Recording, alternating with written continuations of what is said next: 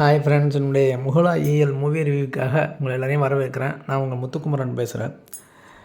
இன்றைக்கி மலையாளத்தில் வெளியாக இருக்கக்கூடிய போகன் வில்லா அப்படிங்கிற படத்தை பற்றி தான் பார்க்க போகிறோம்.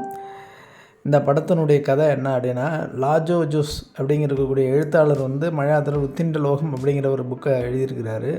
அந்த புக்கில் இருக்கக்கூடிய கதையை மையமாக வச்சு தான் அந்த படம் எடுத்திருக்கிறாங்க. கொஞ்சம் சஸ்பென்ஸ் த்ரில்லரான படம். அது நல்லா இருக்குது படம். அமல் நீரட் அப்படிங்கிறவர் தான் இயக்குனர். இந்த படத்தில் நடிச்சக்கூடிய நடிகர் குஞ்சக்கா போபன். அவர் தான் ஹீரோவாக பண்ணியிருக்கிறாரு. ஹீரோவும் அவர் தான், வில்லனும் அவர் தான். ஜோதிர்மயி அவங்க நடிச்சிருக்கிறாங்க. கிட்டத்தட்ட ஒரு 10 வருஷத்துக்கு பிறகு மறுபடியும் திரும்ப நடிச்சிருக்காங்க. நல்ல கதாபாத்திரம் அவங்களுக்கு.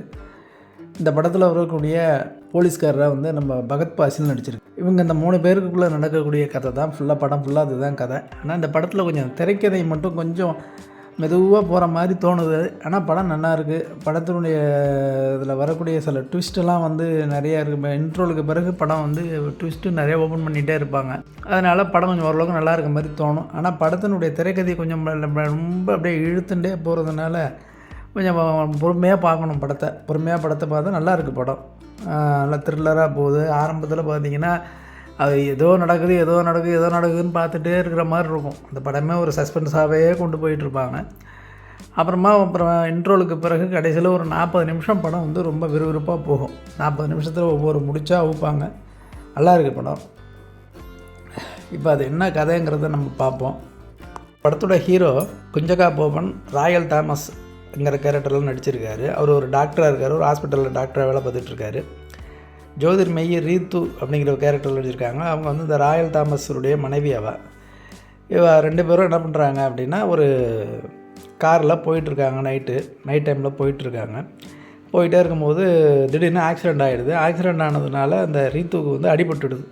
தலையில் அடிபட்டோன்னா அவங்கள ஹாஸ்பிட்டலில் சேர்க்குறாங்க. அது ஃபஸ்ட்டு அது மட்டும்தான் காமிப்பாங்க. அது காமிச்சிட்டு அப்புறமா ஒரு 8 வருஷத்துக்கு பிறகு அப்படின்னு காமிப்பாங்க. 8 வருஷத்துக்கு பிறகு பார்த்தா அந்த ரீத்துங்கிறவ தன்னுடைய குழந்தைகளை கூப்பிட்டுக்கிட்டு ஸ்கூலுக்கு கொண்டு விடுறதுக்காக போகிறது தான் காமிப்பாங்க. போயிட்டு திரும்ப அந்த வேலைக்காரி ரீமா அப்படி அந்த ரீமாட்ட கேட்பா, எங்கள் குழந்தை எங்கே, நான் ஸ்கூலில் விட்டுட்டேன்னான்னு கேட்பேன். இவங்க தான் போய் ஸ்கூல்லேயே விட்டுட்டு வருவாங்க. திரும்ப நான் ஸ்கூலில் கொண்டு போய் விட்டுட்டு வந்துட்டேன்னு கேட்பாங்க.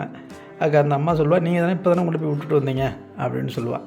அப்போ அந்த மாதிரி இப்போ நடக்கிறதே மறந்துடுவாங்க அவங்க. அப்படி ஒரு கேரக்டர் அந்த அளவுக்கு தலையில் அடிபட்டதுனால அப்படி ஒரு வியாதி அவங்களுக்கு. நான் அம்னீஷியா, அதாவது நான் அப்பப்போ நடக்கிறதையே மறந்துடுவாங்க. அப்படி ஒரு கேரக்டர் அது. இப்படி இருந்துகிட்ருக்கோம். இப்படி போயிட்டே இருக்கும்போது ஒரு தேனி மாவட்டத்தை சேர்ந்த ஒரு பிரபல அரசியல்வாதி அவனுடைய பொண்ணை காணும் அப்படின்னு சொல்லிட்டு அந்த கேஸை விசாரிக்கிறதுக்காக ஒரு போலீஸ்கார் வர்றாரு. ஒரு அதிகாரி வராரு. அந்த டேவிட் கோஸ்ன்னு பேர் அந்த அதிகாரியோட பேர். கோஸ்ங்கிற கேரக்டரில் பகத் பாசில் தான் நடிச்சிருக்காரு. அவர் இவங்க ரீத்துங்கிற மேலே விசாரிக்கிறதுக்காக வராரு. இதுமாரி நீங்கள் அந்த பொண்ணு காணாமல் போன அன்னைக்கு முதல் நாள் நீங்கள் தான் அந்த பொண்ணை போய் பார்த்துருக்கீங்க. அதனால் நீங்கள் கொஞ்சம் சொல்லணும், அந்த பொண்ணை பற்றி சொல்லணும். அந்த பொண்ணை எங்கே பார்த்தீங்க, எப்படி பார்த்தீங்கன்னு கேட்குறதுக்காக விசாரிக்கிறதுக்காக வராரு. சொல்கிறாரு, இது மாதிரி என் மனைவிக்கு அம்னீசியா நோய். அவங்க நடக்கிறதையே மறந்துடுவாங்க, மாற்றி மாற்றி பேசுவாங்க. அதனால் அவங்கள்ட்ட விசாரிக்காதீங்க, அவங்களால சொல்ல தெரியாது அவங்களுக்கு அப்படின்றாரு. ஆனால் அந்த போலீஸ்கார் கேட்க மாட்டேங்கிறார். இல்லை, உங்கள் மனைவிக்கு நல்லா தெரியும், அங்கே என்னமோ நடந்திருக்குது, அது உங்கள் மனைவிக்கு கண்டிப்பாக தெரியும், அது எப்படியாவது நான் விசாரித்து அதை கண்டுபிடிச்சிட்றேன் அப்படின்னு சொல்லிட்டு அவங்க மனைவியை டார்ச்சர் பண்ணுறார். டெய்லி வராரு, வீட்டுக்கு விசாரிக்கிறாரு. அப்புறம் அவங்கள போலீஸ் ஸ்டேஷனுக்கு வர சொல்லி போலீஸ் ஸ்டேஷனில் ஒரு இடத்துல ப்ரைவேட்டாக ஒரு இடத்துல வச்சு விசாரிக்கிறாரு. அப்புறம் அதை கண்டுபிடிக்க முடியலைன்னா அந்த அம்மா மாற்றியே சொல்லிகிட்டு இருக்காங்க. அப்புறம் ஒரு ட்ரிப் என்ன பண்ணுறாங்க, ஆமாம் அந்த பொண்ணை நான் போய் பார்த்தேன். பார்க்கும்போது அந்த பொண்ணு கூட என் வீட்டு வேலைக்காரி போனான்னு சொல்லி விட்டுறாங்க. அப்போ திரும்ப அவன் வேலைக்காரியை கூப்பிட்டு கண்ணாப்பினான்னு சத்தம் போடுறாங்க போலீஸ். நீங்கள் தானம்மா போனீங்கன்னு சொல்கிறாங்க, அவங்க ஓனரே சொல்கிறாங்க அப்படின்னு சொன்னோன்னா, நான் போகலங்க ஐயா, அந்த அம்மா நான் அன்றைக்கி எங்கள் வீட்டு விசேஷமாக நான் வெளியில் போயிட்டேன் அப்படின்னு அந்த அம்மா சொல்லி அதுக்கான ப்ரூஃப்லாம் கொடுக்குறாங்க. இந்த மாதிரி அந்த அம்மா மாற்றி பேசிகிட்டே இருக்கிறாங்க. இருந்தாலும் அவர் அந்த போலீஸ்கார் பகத் பாசில் விட மாட்டேங்கிறார்.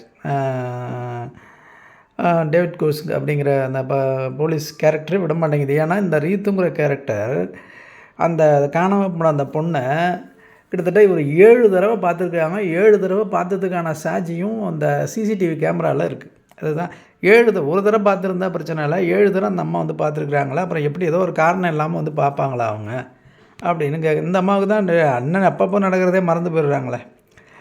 இது இப்படியே இருக்குது. இது இப்படியே போயிட்டுருக்குது.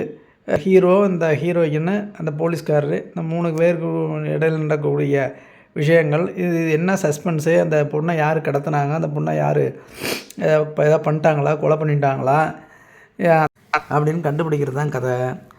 இதில் டைரக்டருடைய அமல் நீரட்டுடைய அந்த பார்வை எப்படி அந்த படத்தை எடுத்திருக்கிறாரு, அந்த எப்படி டெக்னிக்கலாக விசாரணை பண்ணுறது, இந்த படத்தில் காமிக்கக்கூடிய விஷுவல்ஸு, அந்த டீ எஸ்டேட்டு, பெரிய மலை, அந்த மலைக்கு உள்ள நடுவில் ஒரு ரோடு, அப்புறம் அவர் தங்கியிருக்கக்கூடிய பங்களா வீடு, அப்புறம் அந்த பங்களா வீட்டுக்குள்ளே கிரவுண்ட் ஃப்ளோரில் இருக்கக்கூடிய அந்த ஒரு சஸ்பென்ஸான ஒரு அறை, இதெல்லாம் நல்லா காமிச்சிருக்காங்க. நல்ல ஒளிப்பதிவு, நல்ல இப்போ லைட்டிங்லாம் சூப்பராக இருக்குது. லைட்டிங்லாம் நல்லா பண்ணி எடுத்துருக்குறாங்க. அதுமாரி அந்த போகன் வில்லா அப்படிங்கிற அந்த மரம், அந்த மரத்தை வச்சு அந்த மரத்தை தான் அந்த ஹீரோயின் வந்து அடிக்கடி வரைஞ்சிக்கிட்டே இருப்பாங்க. அதுதான் அந்த படமும் அந்த ஓவியமும் அந்த கதையில் வந்து ஒரு முக்கியமாக சஸ்பென்ஸாகவே அதுவும் போயிட்டே இருக்கும். அதுமாதிரி நல்ல ஒரு நல்ல த்ரில்லர் சப்ஜெக்டாக இருக்குது. நல்லா த்ரில்லிங்காக போகுது படம். நல்லா சுவாரஸ்யமாக கொண்டு போயிருக்கிறாங்க. ஏன்னா அந்த படம் வந்து திரைக்கதை தான் கொஞ்சம் இழுவையாக இருக்கிற மாதிரி இருக்குது. இருந்தாலும் பரவாயில்ல, கொஞ்சம் குறைச்சுன்னு இருக்கலாம். 2.25 மணி நேரம் இருக்குது. ஓடிடியில் சோனி லைவில் போட்டிருக்காங்க. தமிழ் டப்பிங்கோடு இருக்குது. தமிழ் டப்பிங்கில் அவைலபிளாக இருக்குது. மீண்டும் அடுத்த படத்தோட விமர்சனத்தோடு சந்திப்போம். நன்றி, வணக்கம்.